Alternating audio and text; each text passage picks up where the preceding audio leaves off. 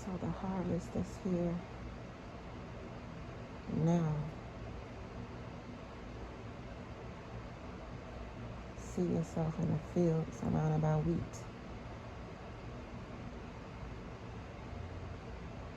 because the harvest is here now.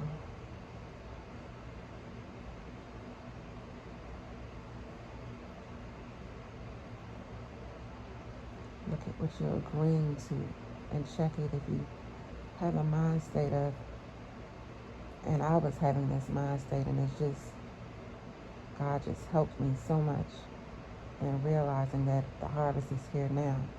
That's why victory is yours now.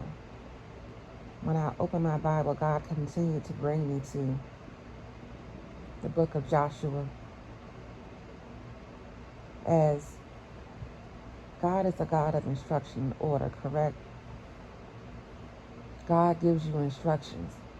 And if you listen and adhere to those instructions, you will see his works. And so he's been instructing the entire time, letting you know, like in the book of Joshua, when they went to go take down Jericho and the walls of Jericho fell, he continued to focus and highlight the portion where he instructed them to, on the seventh day, on the day of completion, that you circle around the walls of Jericho, you go around, and then the priests will sound their trumpets. And when they give the word, they are supposed to scream and scream and scream and scream for joy. Why are they screaming for joy before they even see the walls fall? They're screaming for joy, they're screaming and they're yelling and they're shouting. And that's because it was already done in the beginning. When he gave the instructions, he was letting them know that Jericho was already theirs. So he told them that they already won, that the victory was already theirs. So that was the first thing that was said to them, to Israelites, is that the victory was theirs already. So when you translate it and translate that into your life, the way God was trying to show me, what God was trying to tell me is, the harvest is already here. It's not, oh, it's coming. It's not, oh, you're having a hard time because you can't see it. You look around you and you don't see it, but that's the smoke and mirrors. That's the smoke and mirrors that the world will show you to distract you, to prevent you from hearing and see what God says is final. And we know that the devil is going to oppose everything to stagnate you, to keep you stuck, but it is your duty to believe. That's where the belief system comes in. It is your duty to believe what God has said to you. He said it's already done. The walls of Jericho had already come crumbling down. Jericho was already defeated. So on the seventh day, when he told you to follow the instructions, it was already done. The shouting and the yelling, that's victory, because that's a sign that it's already done. And the moment that they believe and they follow the instructions, that when the trumpet sound and the word was given for them to shout, for them to yell, the walls came tumbling down and Jericho was theirs. As God has said in the beginning, that Jericho is theirs. It's defeated. The victory was theirs already. It was already done. I was trying to understand the words that he kept giving me this past 2 weeks. And God is a God. He's going to continue to confirm it until you get it. He's going to continue to walk you towards what he's saying until it snaps in you. And until you make that snap, because see, a lot of things that I wasn't posting about, a lot of things that I haven't said anything about, because see, God showed me that continued to bring me to the book of Joshua over and over again. But I was just reading it the same way every single time until I had to change my perspective of what I was, and he kept showing me highlighting the same part. And that's where the already done was continually to come from. It's already done. But see, the thing is that I wasn't perceiving it. I was looking around like, okay, you want us to shout. And then the order went out into, okay, now it's in alignment with heaven and earth.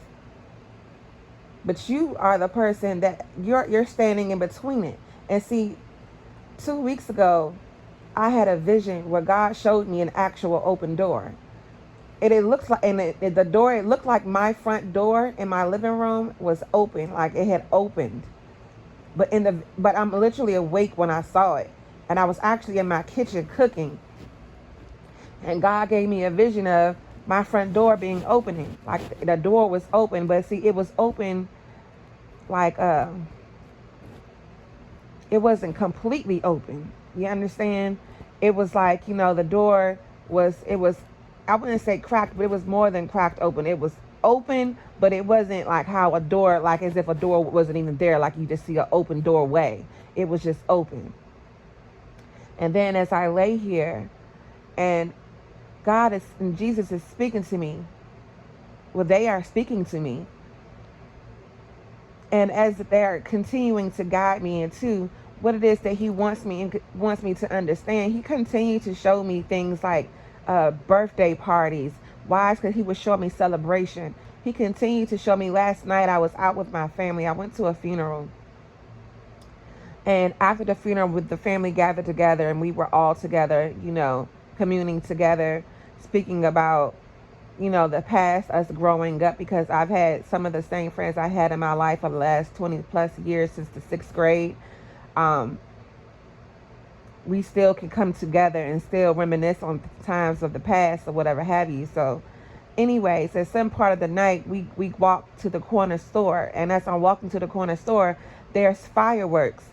As soon as we get to the corner store, not even to the corner, so we walk to the corner of the street of 22nd and Wickham Avenue. And I'm in Newport News. We walked to the corner, and all of a sudden, all of these fireworks was going off. And I was like, oh, wow, look at the fireworks. And then it hit me there. And the moment I said the fireworks, I thought about the book of Joshua in the moment of celebration when they went around the city of Jericho, the walls of Jericho, 7 times. That story came to mind in that exact moment. God was showing me that it's a time to celebrate. It's a time to celebrate because it's already done. It's already done. The 7th day of completion. It's already done. It's already done. And so he was even speaking of, here's the thing.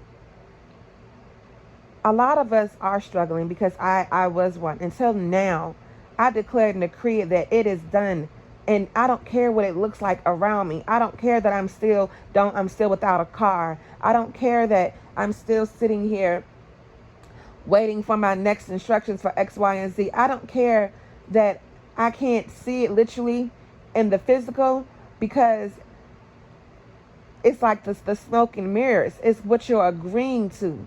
Once you take that mindset and you switch it to what God said, because when God says something, when God says he's going to do a thing, he does it. When God says it's done, it's done. And it's from their point on, we have to walk it out by our faith. We walk it out by our faith. If you're not walking it out by your faith and you're not believing it through your faith, you will never see the harvest. You have to know that you're standing. Close your eyes for me for a second. Close your eyes. Close your eyes. Envision yourself in a field.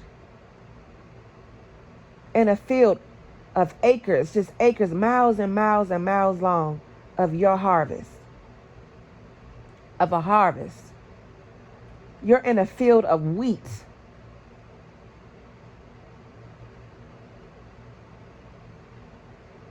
Close your eyes and see yourself in this field of wheat surrounding you in every direction, for miles and miles and miles long, for acres and acres long. You're literally in this field of wheat, as far as the eye can see, of wheat surrounding you. Of wheat surrounding you. If Jesus abides in God, and God abides in Jesus,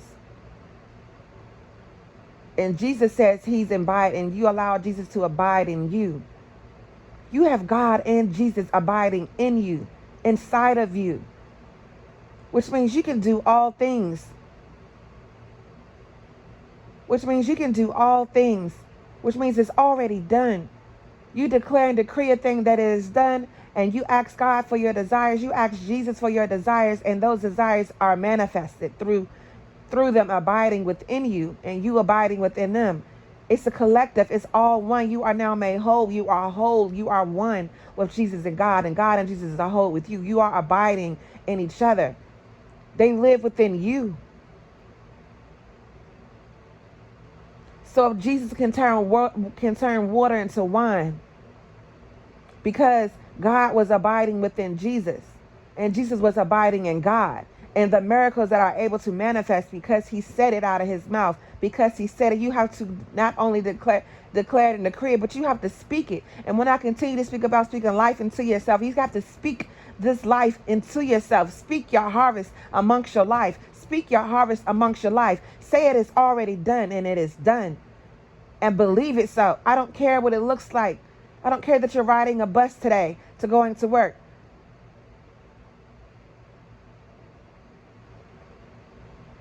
Speak it out of your mouth. I'm going to buy my new car because it is already here. It is already done. I am moving because God says so. And believe it. Your belief system. Declare it and decree it and watch how your world starts to shift and change. Don't mind what it looks like in the physical, because that's the smoke and mirrors portion. You have to change your agreements that you're agreeing to. Your agreements. If you haven't read the 4 agreements, try reading that, because it does elaborate on it as well. It speaks about how your agreements, what you agreeing to. Oh, because you were taught that the grass is green, you agree that the grass is green. So that's agreement between you and the earth, that the grass is green and that the sky is blue. It's an agreement that you believe that these colors are what they say because you were taught that. Teach yourself what God says to you. That's what you now agree to. And don't agree to nothing else but what God says. The instruction manual is in the Bible. He gives us instructions. There's instructions all the way through.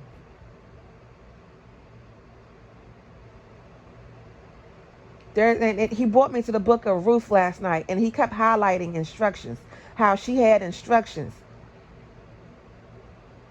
how he gave her instructions, how when they had to walk around the Jericho walls for 7 days, and every day they did something, they were following instructions. Ruth got her Boaz by following instructions. They defeated Jericho by following instructions. God doesn't send you somewhere without instructions. He does not tell you, send you somewhere and send you there and leave you there. He does not. He is a God. He said he will not forsake you, nor will he leave you. He's not going to leave you. He's not leaving you here. It's the us following through with the instructions. It's the part where we're not understanding. It's the us leaving behind the old agreements and turning into the agreements in which God has given us. That's what we have to do. So I declare and decree it as I move forward that I'm in agreement with God and the instructions that he's given to me over my life.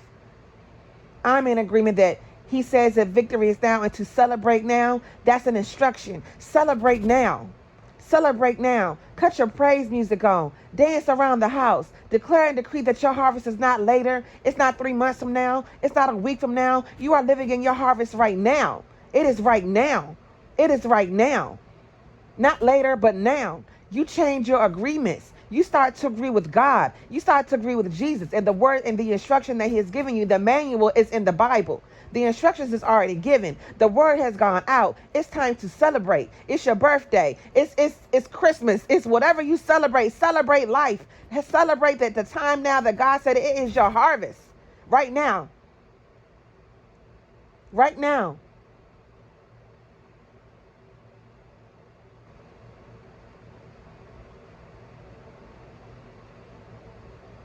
Change your agreement.